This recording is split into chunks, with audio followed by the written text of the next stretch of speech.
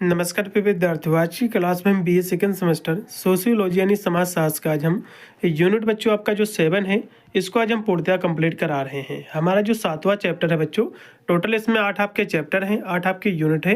केवल इसका एक ही चैप्टर और आपका बच रहा है, कल तक वो भी हमारी क्लास आ जाएगी और इसका सिलेबस पूर्णतः कंप्लीट हो रहा है बच्चों।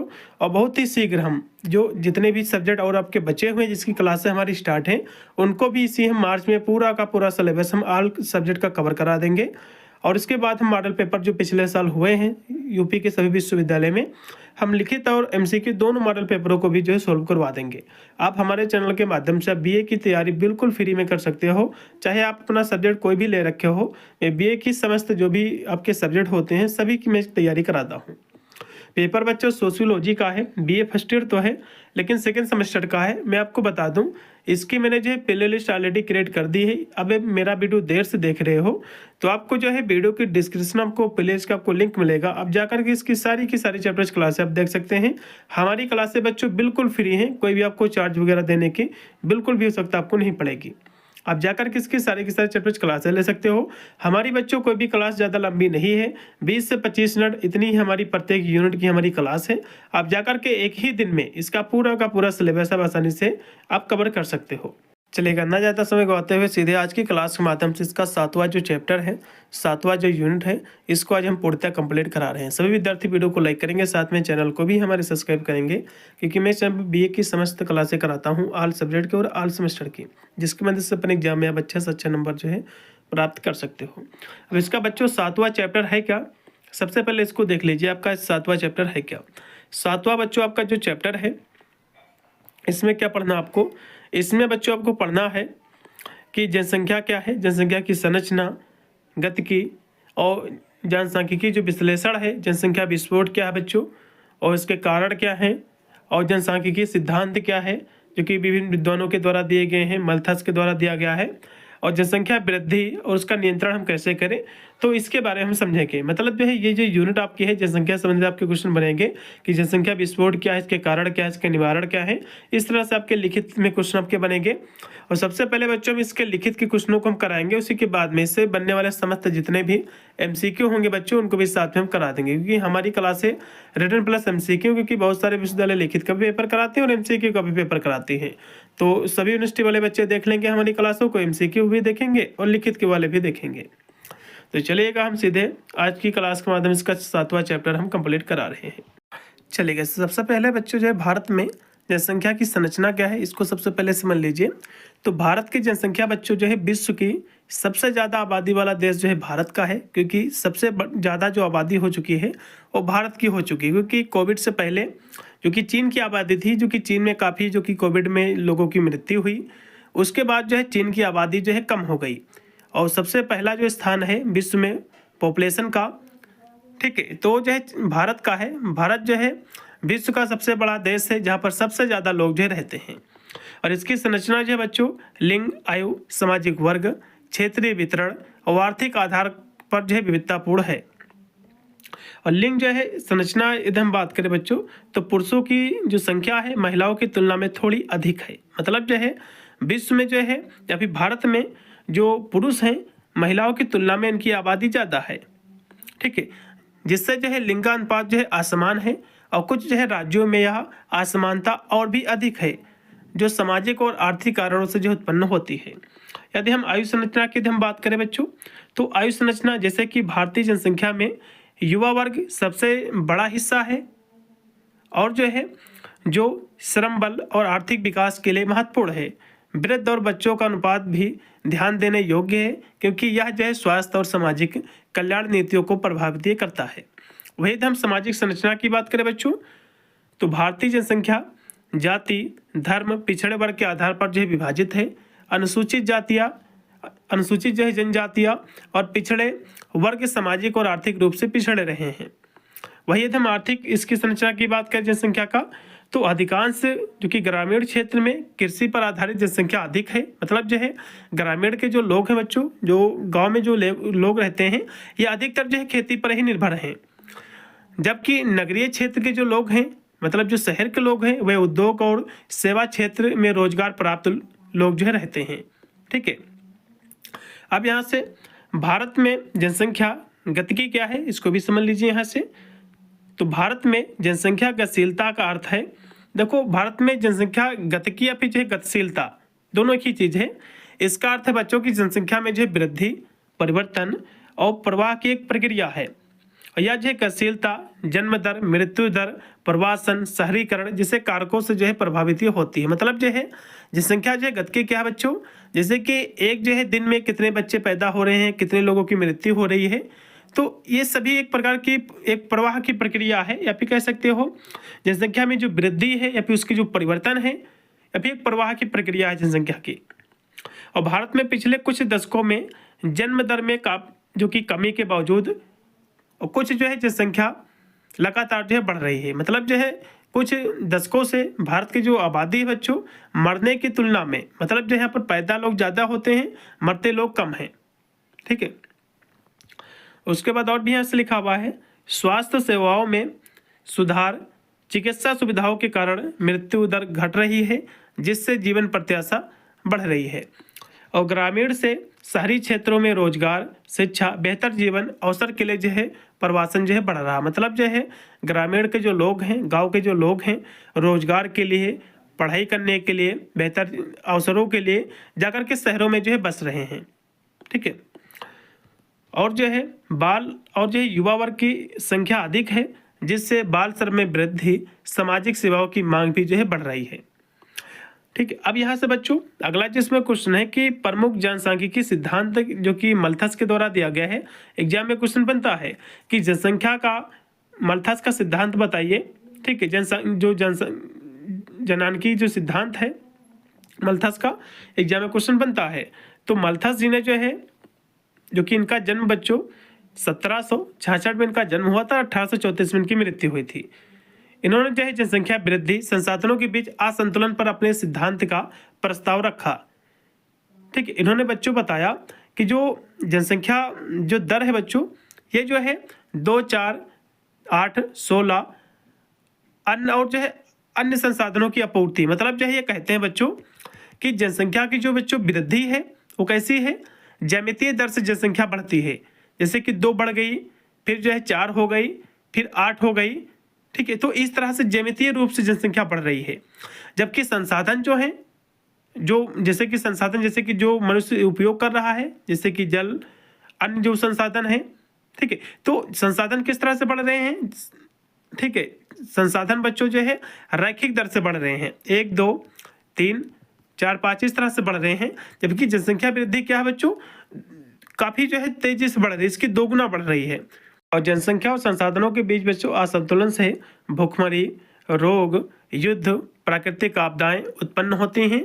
ये जो है प्राकृतिक निगरानी तंत्र के रूप में कार्य करते हैं और जनसंख्या को जो है बच्चों नियंत्रित करती हैं। तो मल्थस ने बच्चों क्या बताया, मल्थस ने बताया कि जनसंख्या जो वृद्धि बच्चों एक ज्यामितीय दर से जो है बढ़ती है। जैसे कि 2, उसके बाद जो है 4, उसके बाद आपका जो है 8 इस तरह से बढ़ता है। अब ऐसे कह सकते हो कि स्क्वायर के रूप में बढ़ता है। ठीक है। 2 गुना होता जाता है। लेकिन जो संसाधन है जिसका मनुष्य उपयोग कर रहा है, संसाधन की जो आपूर्ति बच्चों वो किस तरह से बढ़ रही है, वो जो है इससे धीमे बढ़ रही है, 1, 2, 3 के रूप में बढ़ रही है, रेखीय दर से बढ़ रही है। तो जनसंख्या और संसाधनों के बीच बच्चों असंतुलन से भूखमरी जैसे रोग, युद्ध, प्राकृतिक जो आपदाएं हैं ये सब उत्पन्न होती हैं। ये प्राकृतिक निगरानी तंत्र के रूप में कार्य करती हैं और जनसंख्या को बच्चों जो है कंट्रोल करती हैं, नियंत्रित करती है। ये सिद्धांत इनका बताता है।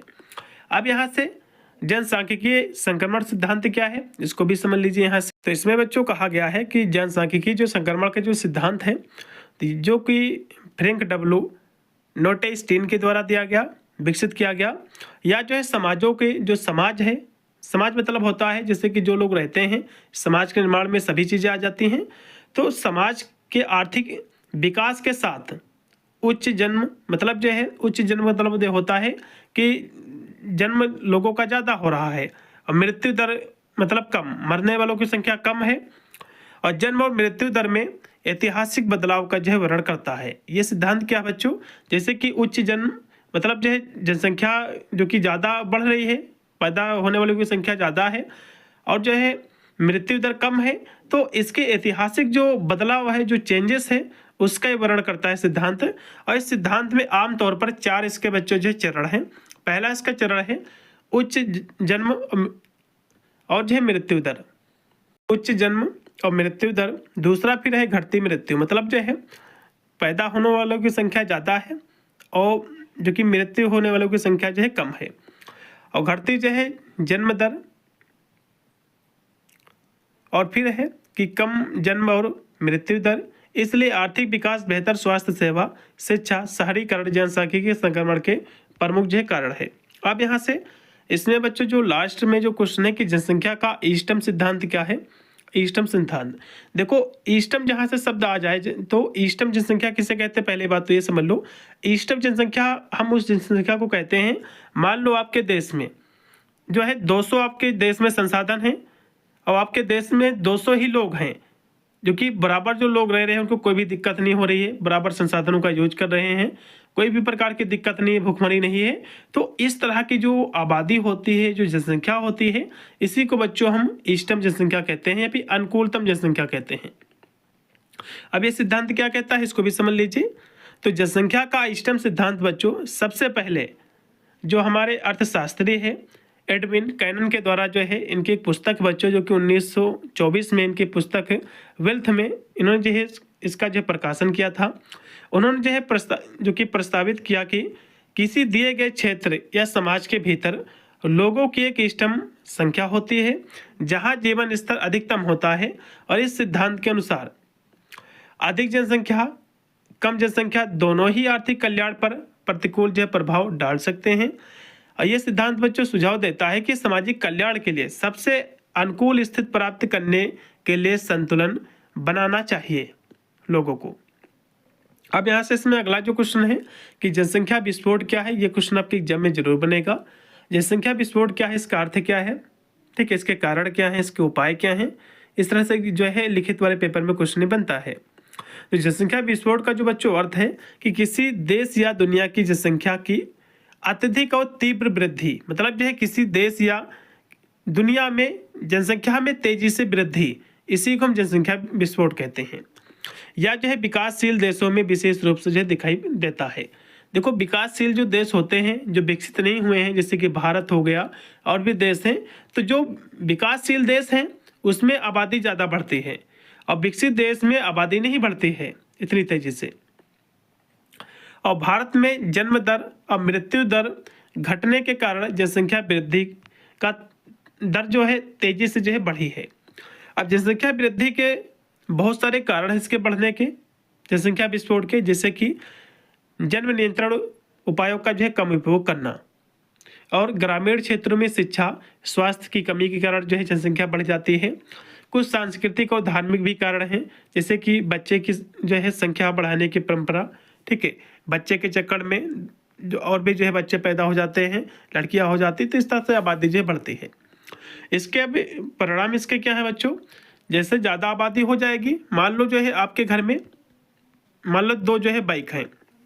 अब ये ऐसे समझ सकते हो कि आपके घर में जो है मान लो 6 से 8 बीघे की जो है ज़मीन है, तो एक लोग है, एक के हिस्से में फिर 2 लोग होंगे, तो इस तरह से उसका कहीं ना कहीं देखा है तो आपूर्ति उसकी कम ही तो हो रहा है संसाधन, ठीक है।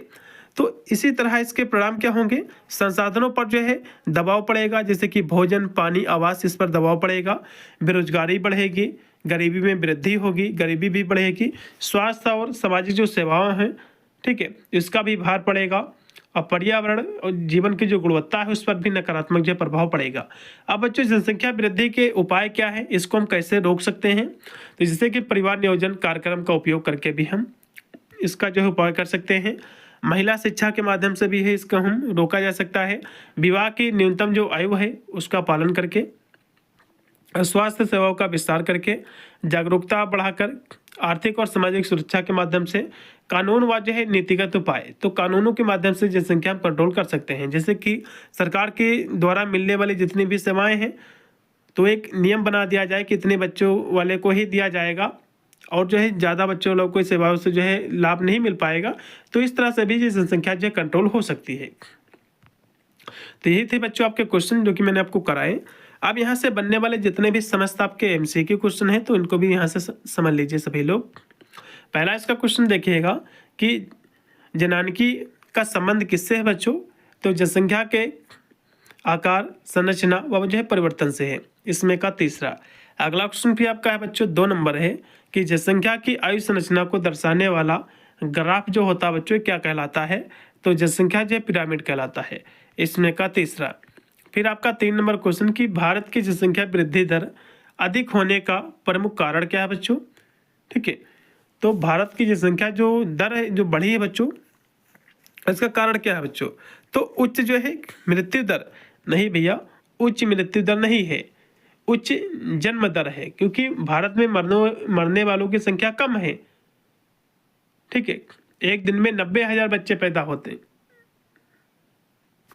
तो इस तरह से यदि हम देखा जाए तो भारत में जो कि जन्म लेने वाले की जो संख्या है मरने वालों की तुलना में अधिक है। इसमें का राइट होगा आपका बी ऑप्शन। अगला बच्चों देखिएगा जो कि 4 नंबर क्वेश्चन है कि जनसंख्या विस्फोट से बच्चों क्या तात्पर्य है, आपको ये बताना है। तो जनसंख्या में अत्यधिक जो तीव्र वृद्धि, इसी को हम जनसंख्या विस्फोट कहते हैं।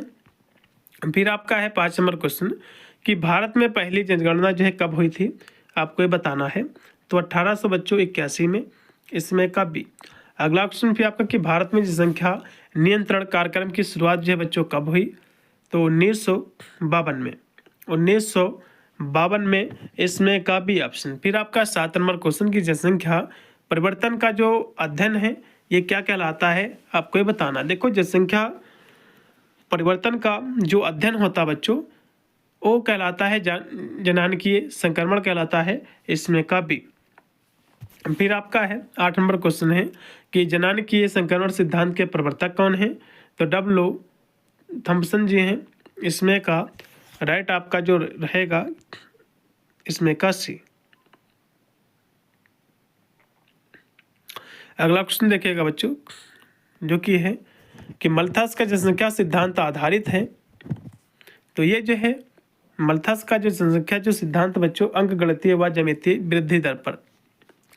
इसमें का पहला। फिर है कि मल्थस के अनुसार जनसंख्या बढ़ती है तो जनसंख्या जो है बच्चों ज्यामितीय क्षेत्र में बढ़ती है, मतलब जो है 2, उसके बाद 4, उसके बाद जो है 8, इस तरह से बढ़ती है। ठीक है, और अंकगणितीय जो क्षेत्र होता है बच्चों जैसे कि 1, 2, 3 इस तरह से जो है मृत्यु दर है, मतलब संसाधन है। अगला देखिएगा फिर है कि भारत में सर्वाधिक जनसंख्या वाला राज्य कौन सा है बच्चों? तो सबसे ज़्यादा बच्चों जनसंख्या उत्तर प्रदेश की है। इसमें का सी है। फिर जनसंख्या घनत्व का क्या अर्थ है? तो जनसंख्या घनत्व का जो अर्थ है बच्चों प्रति वर्ग किलोमीटर जनसंख्या। फिर है कि भारत की जनसंख्या संरचना का प्रमुख लक्षण क्या है? तो युवा जो है जो कि जनसंख्या सबसे ज़्यादा अधिक है। इसमें का बी। फिर है कि निर्भरता अनुपात दर्शाता है तो गैर कार्यशील जनसंख्या के अनुपात को। फिर आपका 15 नंबर क्वेश्चन की जनसंख्या वृद्धि से निम्न में से कौन सी समस्या बढ़ती है? तो जनसंख्या वृद्धि से बच्चों बेरोजगारी भी बढ़ती है, गरीबी भी, आवास समस्याएं सभी बढ़ती हैं, समस्याएं होती हैं। फिर 16 नंबर क्वेश्चन है कि भारत में मृत्यु दर में कमी का मुख्य कारण क्या है? तो चिकित्सीय बच्चों जो है सुविधाएं हैं। इसमें का बी। अगला क्वेश्चन फिर आपका है 17 नंबर की परिवार नियोजन का मुख्य उद्देश्य क्या है बच्चों? तो जनसंख्या को नियंत्रण करना। इसमें का बी। अगला क्वेश्चन भी आपका 18 नंबर है कि जनसंख्या वृद्धि का आर्थिक प्रभाव क्या है? तो संसाधनों पर दबाव, आय में जो है असमानता, विकास में बाधा, उपरोक्त सभी हो जाएंगे बच्चों।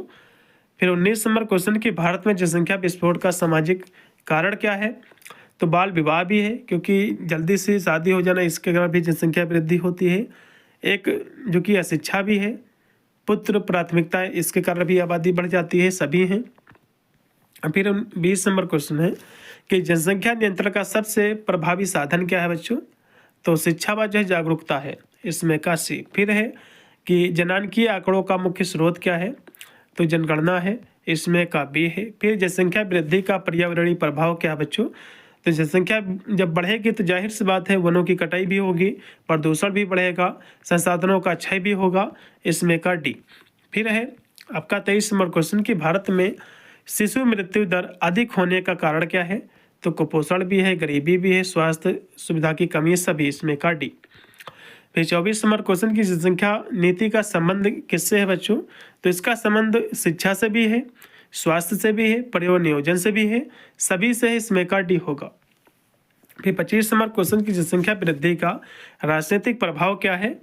तो कहोगे मतदान प्रतिशत भी है, संसाधनों का वितरण ये भी है, प्रतिनिधित्व ये सभी हैं, इसमें का डी।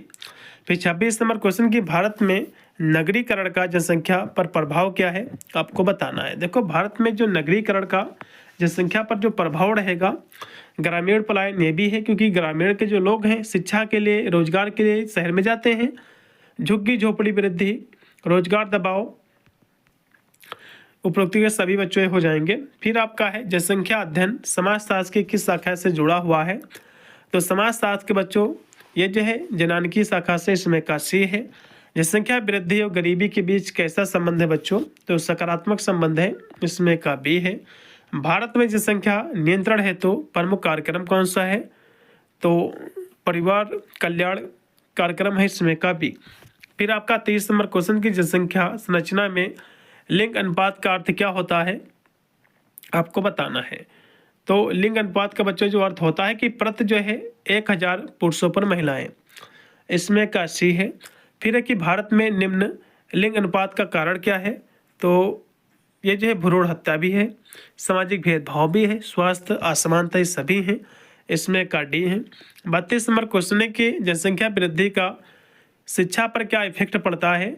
तो विद्यालयों पर दबाव पड़ता है, और जो है ड्रॉप आउट, संसाधनों की कमी सभी होंगे, इसमें का डी। फिर जनसंख्या विस्फोट का समाधान क्या है? तो आर्थिक विकास जो है महिला शिक्षा के माध्यम से भी, स्वास्थ्य सेवाओं के माध्यम से हम जो है जनसंख्या को कंट्रोल कर सकते हैं। फिर कि जनसंख्या वृद्धि का सांस्कृतिक कारण क्या है बच्चों? तो धार्मिक विश्वास जैसे कि ठीक है परंपराएं हैं, पुत्र कामना, ये सभी धार्मिक आपके इसके प्रभाव होंगे। फिर कि जनसांख्यिकी अध्ययन उपयोगी है, तो नीति निर्माण में भी उपयोगी है, योजना बनाने में भी, विकास अध्ययन सभी में। फिर 36 नंबर क्वेश्चन की भारत की जनसंख्या नीति का मूल लक्ष्य क्या है? आपको बताना। तो जनसंख्या स्थिरीकरण है, इसमें का बी। फिर है 37 नंबर क्वेश्चन की भारत में जनसंख्या वृद्धि का चरण क्या है? आपको बताना है। तो उच्च जन्म, निम्न जो है मृत्यु, मतलब जो है जन्म लेने वालों की संख्या अधिक है, मृत्यु वालों की जो है संख्या आबादी कम है। फिर है कि जनसंख्या नियंत्रण में महिलाओं की क्या भूमिका है बच्चों? आपको बताना है। तो केंद्रीय है, ठीक है। अगला देखिएगा, जनसंख्या विस्फोट का सबसे अधिक प्रभाव पड़ता है। तो जनसंख्या विस्फोट का बच्चों जो है गरीब वर्ग पर पड़ता है, इसमें का सी है। फिर कि भारत में जनसंख्या वृद्धि का स्वास्थ्य पर क्या इफेक्ट पड़ता है? तो अस्पतालों पर दबाव, डॉक्टरों की कमी, स्वास्थ्य सेवाओं की असमानता, ये सभी, इसमें का डी। फिर 41 नंबर क्वेश्चन की जनसंख्या अध्ययन का व्यवहारिक उपयोग है।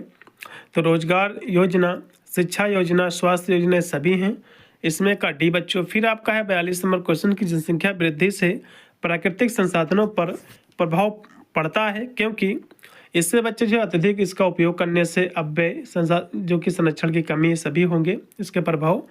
फिर कि भारत में जनसंख्या नियंत्रण की सबसे बड़ी बाधा क्या है?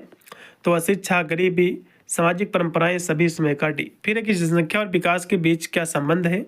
तो पारस्पर संबंध, इसमें का बी। फिर है कि INSA on principles of population, ये जो पुस्तक है बच्चों किसकी पुस्तक है?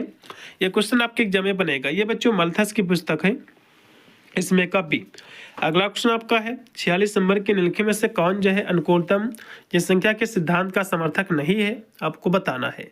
तो डेविस नहीं बच्चों, और सभी होंगे, इसमें का लगाओ पहला का बच्चों, पहला ऑप्शन। फिर आपका है कि 2011 की जनगणना के अनुसार भारत का लिंग अनुपात प्रति 1000 पुरुषों पर महिलाएं का अनुपात क्या है बच्चों? तो 943 है, ठीक है। फिर आपका है कि 2011 की जनगणना के अनुसार भारत की साक्षरता दर कितनी है? तो 74.04 है प्रतिशत, इसमें का डी है। फिर की जनसंख्या 2011 के अनुसार भारत का जनसंख्या घनत्व प्रति वर्ग किलोमीटर कितना था? आपको ये बताना है। तो ये जो है 382 था, इसमें का सी है। फिर निम्न में से कौन सा जनानकी घटक नहीं है? तो बच्चों जन्म दर, मृत्यु दर, प्रवासन, ये सभी, लेकिन औद्योगिकरण नहीं होगा, इसमें का डी। तो ये थे बच्चों आपके 50 क्वेश्चन जो कि यूनिट मैंने 7 के कराए हैं। अब यहाँ से बच्चों हमारा अगला जो चैप्टर रहेगा, चैप्टर हमारा जो कि 8 है, लास्ट हमारा चैप्टर रहेगा, इसको भी बच्चों जो कि हम कल करा देंगे। इसमें आपको भारत में सामाजिक जो परिवर्तन है, जो रूपांतरण है, इसकी जो प्रक्रिया है, इसको हम यहाँ से समझेंगे। और राष्ट्रीय एकीकरण क्या है, तो ये सब चीज़ें जो कि हम कल कराएंगे, इसको प्रभावित करने वाले जो कारक हैं वो हम कल करा देंगे। ठीक है, आज की क्लास बच्चों हमारी यहीं तक है। इसमें मैंने जो कि 50 MCQ क्वेश्चन कराए और इसके लिए जो भी लिखित वाले क्वेश्चन थे वो भी मैंने आपको करा दिए हैं। कल तक हमारे वो भी क्लास आ जाएगी। हमारा लास्ट चैप्टर हमारा 8। यदि आप मेरा वीडियो देर से देख रहे हैं तो वीडियो के डिस्क्रिप्शन में आपको प्लेलिस्ट का आपको लिंक मिल जाएगा। आप जाकर किसकी सारी की सारी चैप्टर्स क्लास आप ले सकते हैं और मॉडल पेपर भी मैंने जो है सोल्व करा रखे हैं, उनको भी आप वॉच कर सकते हैं। मिलता है वीडियो के लिए, तब तक सभी को thank you for watching this video.